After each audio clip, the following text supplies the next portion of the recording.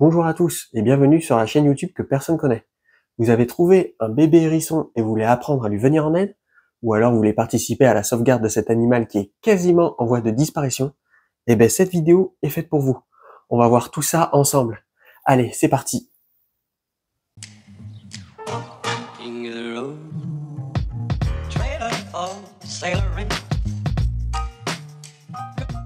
J'ai remis le bébé hérisson dans son nid pour le déranger le moins possible, car à cette heure-ci, normalement, il dort, et puis surtout, il n'aime pas qu'on parle fort à côté de lui. Cette vidéo va être divisée en deux parties. La première partie, ça va être que faire si vous trouvez un bébé hérisson en détresse, et la deuxième partie, ça va être comment aménager votre jardin au mieux pour que les hérissons s'y sentent parfaitement bien. Vu que c'est un sujet qui me tient vachement à cœur, exceptionnellement pour cette vidéo, je vais vous demander dès le début de la liker pour qu'il y ait un maximum de gens qui puissent la voir et pour qu'on puisse sauver le plus possible de petits hérissons. Le petit hérisson que vous avez vu en début de cette vidéo, on l'a surnommé Éclair. C'est un hérisson qui est né dans le potager, pour vous dire à quel point mon potager est écologique. Et c'est aussi l'enfant du tout premier hérisson qu'on a sauvé ici, qui s'appelait Gratounette. Éclair a une particularité génétique assez rare. Il est quasiment albinos. En fait, il a une variante qu'on appelle une variante leucistique, c'est-à-dire qu'il est comme un albinos, sauf qu'il a les poils et les piquants qui sont un peu plus gris et un peu moins blancs, et surtout il n'a pas les yeux rouges. Et ça, c'est une variante assez rare dans le règne animal. On l'a d'ailleurs découvert en vidéo, dans la vidéo qui s'intitulait Suivi des arbres fruitiers et petits fruitiers épisode 1, dont je vous mets la miniature juste ici. Et c'est le dernier survivant de toute sa fratrie, malheureusement. On a été obligé de lui venir en aide car on l'a découvert peu de temps après la vidéo sur les rails du portail, complètement perdu et amaigri. Et du coup, on a dû le récupérer pour pouvoir s'en occuper pendant quelques temps. Le temps qu'il grossisse un peu et qu'il reprenne des forces. Dans la nature, les bébés hérissons sont plutôt fragiles parce qu'il faut savoir que les 3/4 des bébés hérissons bien portants meurent au cours de la première année. D'ailleurs, certains experts n'hésitent pas à avancer que quasiment la plupart des hérissons auront disparu d'ici 2025. Je vous mets d'ailleurs un article juste ici qui en parle. Et du coup, ce sont des animaux assez fragiles, sachant que normalement, un hérisson en captivité peut vivre jusqu'à 10 ans. Et dans la nature, malheureusement, son espérance de vie est autour des 2 ans. En plus, 75% des hérissons ont déjà disparu de nos campagnes à cause de l'agriculture intensive qui utilise des pesticides pour pouvoir lutter contre les insectes, mais également l'utilisation de métaldéhydes qui sont très toxiques, qu'on utilise pour pouvoir lutter contre les limaces et contre les escargots, et qui deviennent du coup dangereux et toxiques pour les hérissons.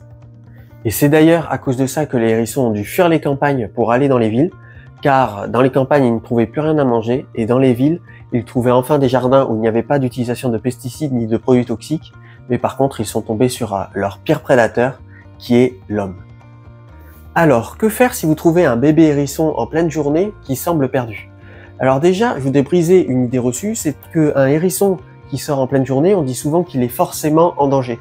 Or, ce n'est pas toujours le cas. Par exemple, si c'est une femelle qui a des petits dans son nid, en fait, elle est obligée de temps en temps de sortir la journée pour nourrir ces mêmes petits, car elle n'a pas forcément le temps, la nuit, de s'en occuper correctement, et donc elle est obligée de faire des heures supplémentaires. D'ailleurs, je vous mets une vidéo de Gratounette juste ici, qui est obligée de sortir la journée pour pouvoir nourrir Éclair et ses frères et sœurs. Et du coup, en fait, c'est seulement si vous voyez que le hérisson est inerte sur le côté, qui ne bouge plus, ou qui est allongé dans un endroit étrange, que là, il peut être vraiment en danger. Mais par contre, sinon, si vous voyez que le hérisson est actif, c'est peut-être voilà une femelle qui est obligée de sortir la journée pour pouvoir correctement s'occuper de ses petits. Maintenant, si vous trouvez un bébé hérisson qui se balade en pleine journée, c'est qu'il y a de très bonnes chances qu'il soit en danger et donc il faut lui venir en aide. Alors la première chose qu'il faut faire déjà, c'est de le récupérer et de le mettre à l'abri, pourquoi pas dans un carton temporairement, et c'est d'appeler des associations. Alors comme association, moi je vous recommande vivement Alliance Hérisson, et qui sont très compétents et très réactifs sur Facebook par exemple.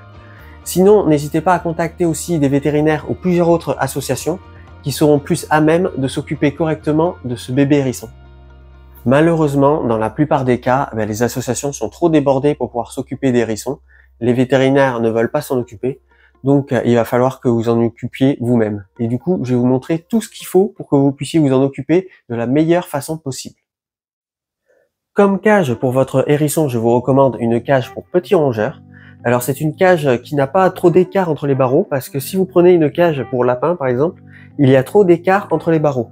Là, l'écart entre les barreaux est inférieur à 2 cm. C'est d'ailleurs dans cette même cage où on sauve la plupart des hérissons qu'on a sauvés ici. Si vous n'avez pas de cage à petits rongeurs, eh bien, je vous recommande d'utiliser une très grande boîte en plastique.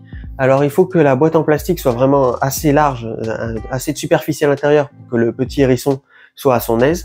Et il faut qu'elle soit suffisamment haute pour que le petit hérisson n'arrive pas à sortir. D'ailleurs, je vous recommande même, si vous pouvez, de mettre une grille par-dessus pour pas qu'il arrive à sortir. Parce qu'il ne faut pas croire, mais les petits hérissons, quand ils sont tout petits, ce sont de sacrés alpinistes. Là, j'ai déjà eu des hérissons qui ont escaladé jusque tout là-haut, là, en passant par là, pour vous dire à quel point ils arrivent à escalader. Mais par contre, si c'est une boîte en plastique avec les rebords bien lisses, là, normalement, ils n'arriveront pas à escalader. Mais vaut mieux être prudent. Par contre, ce que je vous recommande surtout pas, c'est d'utiliser une boîte en carton. Parce que dans une boîte en carton, déjà, avec les urines et les excréments, ça va être une calamité. Mais surtout, les petits hérissons peuvent très facilement creuser à l'intérieur pour pouvoir sortir et s'échapper. Une fois que vous avez la boîte ou la cage adaptée aux petits hérissons, le mieux c'est de la mettre dans l'endroit le plus calme de la maison ou de l'appartement, dans l'endroit où il y a le moins de bruit et où il y a le moins de passage possible, parce que les hérissons, il faut savoir qu'ils sont nocturnes, ils ne sortent que la nuit, et du coup toute la journée il va dormir. Donc pour éviter qu'il y ait des bruits comme la télévision, ou des gens qui passent, ou des bruits d'animaux, ou je ne sais quoi, le mieux c'est de mettre vraiment la cage ou la boîte dans un endroit qui est au calme possible. Comme pour n'importe quel animal de compagnie, eh bien, au fond de la cage, il va falloir mettre un substrat. Alors vous pouvez utiliser un substrat pour rongeurs comme par exemple les copeaux de chanvre. Par contre, je vous déconseille les copeaux de bois parce que dans les copeaux de bois, il peut y avoir des poussières de bois qui sont toxiques pour le bébé hérisson. Ou vous pouvez utiliser ce substrat-là. Alors ça, c'est le meilleur substrat qu'on ait trouvé parce que les bébés hérissons, ça pue des fesses. Ça sent très mauvais comme les bébés chiens. Nous, on a trouvé le substrat parfait. C'est ce substrat-là. Alors, ce sont des granules végétales. Là, qu'on voit ici. Ça ressemble à ça à peu près. Et c'est vraiment le meilleur substrat possible pour limiter les odeurs. Parce que vraiment, les bébés hérissons, ça sent très mauvais. Une fois que vous avez mis le substrat, vous mettez une petite maison pour qu'ils puissent se cacher la journée et pour qu'ils puissent dormir paisiblement. Et à l'intérieur de cette petite maison, il va falloir que vous mettiez de la paille ou du foin pour qu'ils puissent fabriquer un nid à l'intérieur. Pour la nourriture, contrairement à ce que l'on pourrait croire, eh bien, les hérissons ne se nourrissent pas en fait de graines ou de foin comme le feraient des rongeurs, parce qu'en fait ils ne font pas du tout partie de la famille des rongeurs, même s'ils ressemblent à des rats avec des épines par-dessus. Pour les nourrir, le mieux c'est d'utiliser des croquettes spéciales chatons. Alors voici ce que nous on utilise. On utilise cette marque-là, Purina One, et il faut prendre des croquettes spéciales chatons qui sont sans poisson, avec plus de poulet en fait à l'intérieur que du poisson. Parce que vous doutez bien que les hérissons, ça mange pas de poisson dans la nature, quoi. Donc voilà, ça c'est le plus adapté. Par contre, il est possible que le petit hérisson soit trop petit pour pouvoir manger des croquettes. Donc s'il est vraiment trop petit pour manger des croquettes, je vous recommande cette marque-là, Gourmet Gold. C'est ce qu'on utilise et c'est vraiment très efficace. Là, aucun petit hérisson n'y résiste et c'est vraiment délicieux pour eux. Par contre, quand vous leur servez le Gourmet Gold, par-dessus, il y a une bande avec, comment on pourrait appeler ça, avec de la graisse. Et ça, il faut l'enlever parce que c'est pas forcément bon pour eux. Il faut vraiment laisser que la pâtée, que la partie pâtée en fait, à l'intérieur. Concernant l'eau, il faut savoir que les hérissons ne boivent pas au biberon, donc il faut leur mettre une petite gamelle. Alors il faut bien faire attention de mettre une gamelle qui soit plutôt large, avec des rebords pas très hauts, parce que quand ils plongent la tête dedans pour pouvoir boire, en fait, il faut pas que la truffe de leur museau soit totalement immergée dans l'eau. Il faut vraiment que la gamelle soit large, avec des rebords pas trop hauts. Il faut bien évidemment prendre une gamelle qui soit le moins renversable possible. Une fois que vous avez tout l'attirail et que tout est prêt, il faudra mettre, au moment où on installe le petit hérisson, eh bien, à l'intérieur de sa maison, une petite bouillotte. Même s'il fait très chaud dehors, même s'il fait très chaud dedans, il faut savoir qu'un hérisson, à partir du moment où il a très faim et où il est très faible, il peut être en hypothermie. Donc du coup, il faudra les premiers jours lui mettre une petite bouillotte dans sa maison. Et comme bouillotte, je vous recommande soit d'utiliser une bouillotte classique, soit vous mettez de l'eau chaude dans une petite bouteille d'eau et vous mettez une chaussette par-dessus pour pouvoir éviter que le petit hérisson se brûle. Ou alors vous prenez une chaussette et vous mettez des lentilles ou du riz dedans cru et vous fermez la chaussette et vous mettez le tout au micro-ondes pendant 2 minutes, puissance maximum. Et après vous mettez ça dans le nid avec le petit hérisson et du coup comme ça le petit hérisson aura bien chaud et pourra mieux supporter le changement de température et le changement d'environnement.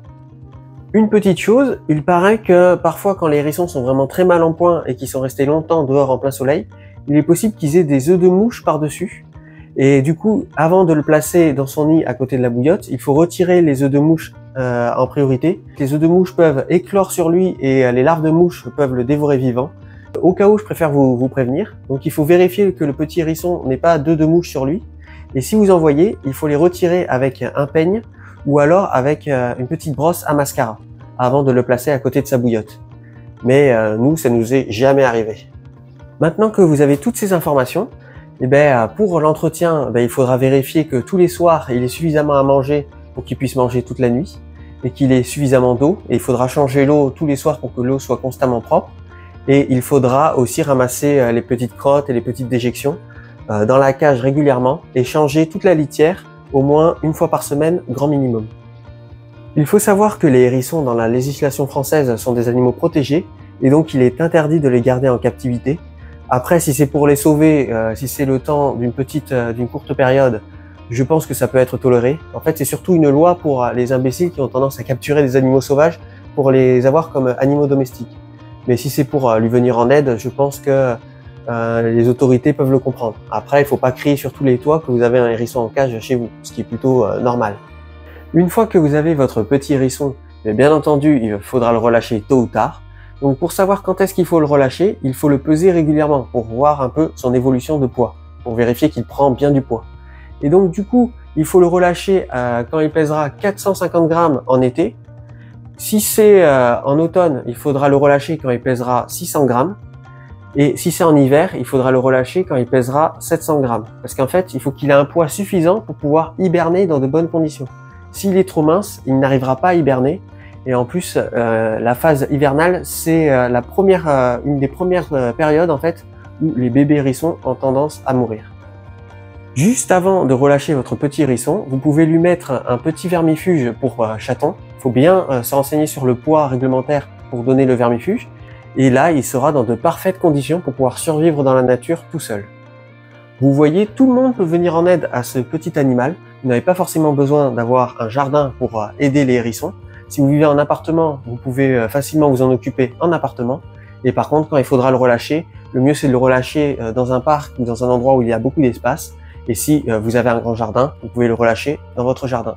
Si vous trouvez un bébé hérisson en automne qui ne pèse pas au moins 600 grammes, c'est ce qui nous est arrivé avec le premier hérisson qu'on a sauvé ici, et malheureusement, il y a de très fortes chances qu'il ne passera pas l'hiver et qu'il ne pourra pas hiberner dans de bonnes conditions.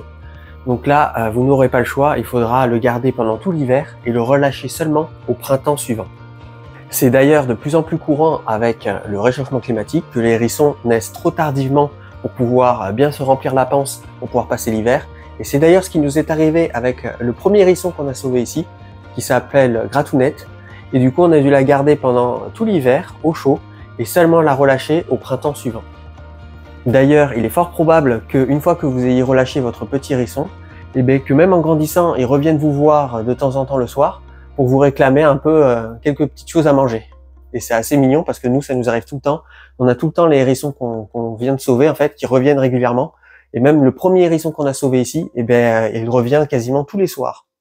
Ici, ce que l'on fait en plus pour pouvoir venir en aide à ces petites bêtes, c'est que de temps en temps, on les capture pour pouvoir leur retirer les tiques. Alors les tiques des hérissons, c'est assez moche à voir, ce sont des grosses boules blanches en fait qu'il y a sur le hérisson. En fait, c'est des tiques avec la petite tête noire et la grosse boule blanche, elle est remplie de sang. Donc là, quand on voit qu'ils ont des tiques, on les retire avec une pince à tiques. Et après, ce que l'on fait, c'est qu'on leur donne un nom et on les marque avec du vernis pour pouvoir les identifier plus facilement les prochaines fois. On les vermifuge si ça fait 1 an qu'on les avait pas vus. Et aussi, ce que l'on fait, c'est qu'on les pèse pour pouvoir contrôler régulièrement leur poids et pour pouvoir noter ainsi leur évolution et pour être sûr qu'ils soient en parfaite santé. Et bien entendu, après avoir fait tout ça, on les relâche systématiquement.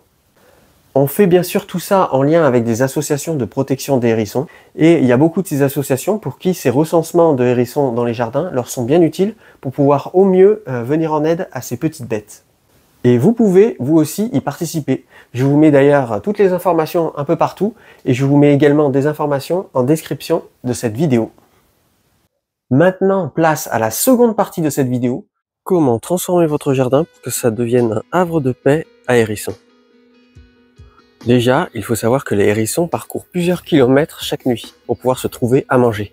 Donc il faut aménager son jardin pour qu'il ait plusieurs passages et pour éviter qu'il y ait des obstacles sur son chemin. Les hérissons ont besoin de parcourir plusieurs jardins pour trouver leur alimentation. Alors pourquoi pas leur faire des petits passages qui leur permettent de traverser les grillages, comme par exemple ici un petit tunnel, qui leur permettent de ne pas se retrouver coincés derrière un grillage. Parce que là, il y a un grillage avec des petites mailles, et là également. Et donc ça permet de passer d'un jardin à un autre. Là, c'est pile poil la taille pour qu'un hérisson puisse passer. Tout mon jardin est parcouru de passages. Comme par exemple, il y en a un autre ici, qui permet aux hérissons de passer de mon jardin à celui du voisin.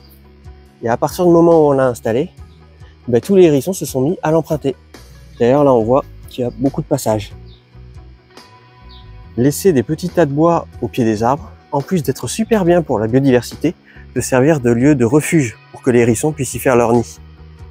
Là, ils peuvent facilement faire un nid là-dessous. Pareil pour les haies et les friches le long des grillages, les hérissons adorent faire leur nid à l'intérieur. Je vous recommande même de mettre des haies partout pour vous délimiter avec vos voisins, parce qu'en plus de servir de lieu de refuge à hérissons, ça peut servir de lieu pour que les oiseaux fassent leur nid. Et c'est d'ailleurs ce que j'essaye de recréer ici, avec cette plantation d'agrumes. Une petite cachette sous un tas de bois de chauffage peut également faire l'affaire, comme par exemple ici, où des hérissons peuvent trouver refuge et faire leur nid. Un massif de fleurs en jachère peut être aussi un excellent lieu de refuge. D'ailleurs, dans celui-là, les hérissons adorent se balader.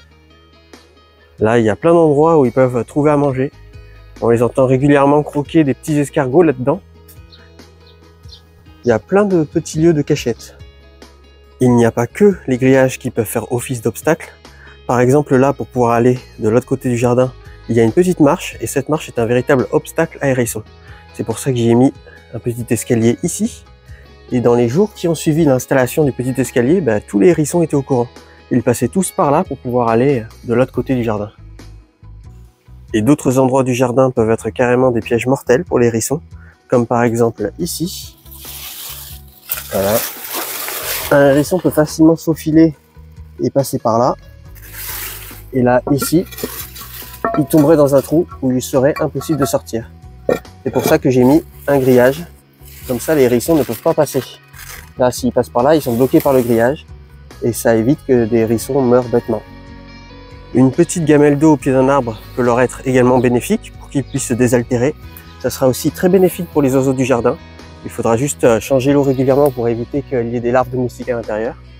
Et aussi en septembre, on pourra mettre des croquettes pour chats ici pour que les hérissons puissent se remplumer pour pouvoir hiberner correctement. Le comble du luxe serait même un bassin de jardin, à condition d'y mettre un petit escalier pour que les hérissons puissent en sortir facilement si jamais ils tombent dans l'eau. Là, je ne sais pas si on arrive à le voir. Là, il y a un petit escalier avec plusieurs marches. Et comme ça, les hérissons qui tombent dans l'eau, ils peuvent facilement remonter. Il faut également laisser de grandes zones non tondues comme ici, où les hérissons peuvent se cacher et trouver leur nourriture. Et c'est en combinant toutes ces techniques que j'ai transformé ce jardin en havre de paix pour les hérissons. Après que Éclair ait passé une dizaine de jours dans cet enclos abrité pour pouvoir se réhabituer à la vie en extérieur, c'est maintenant le grand jour, ou plutôt le grand soir, où le petit Éclair va enfin redécouvrir la liberté. Il va sûrement croiser plein de copains hérissons, il va peut-être même fonder un jour sa propre petite famille, et bien entendu, je vous donnerai régulièrement des nouvelles dans de futures vidéos. Souhaitons-lui bonne chance dans les commentaires. Et il ne va pas tarder à faire la rencontre avec ses congénères, parce que juste à côté de moi, il y a des hérissons en train de copuler.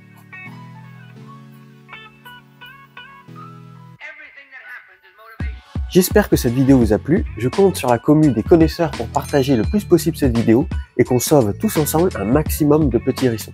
Et je vous dis à la prochaine pour de futures vidéos. Allez, salut!